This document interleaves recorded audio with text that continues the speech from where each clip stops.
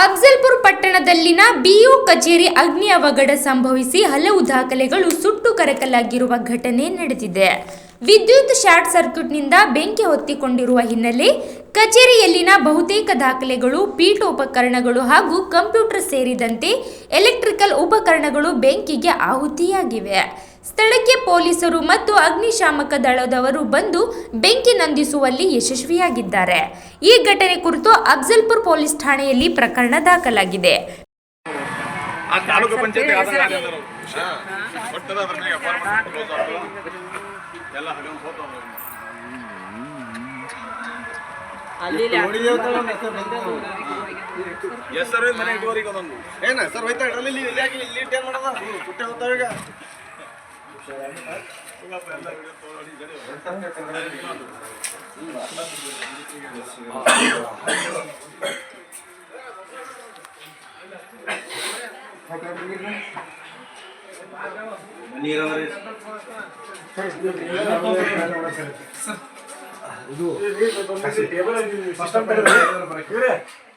System ಎತ್ತಿಡ್ರಿ.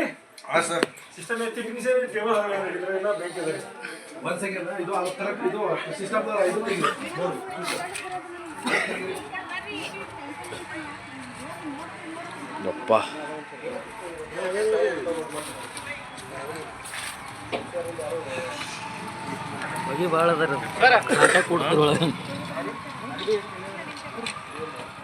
Bureau report, TV7 news, Karnataka.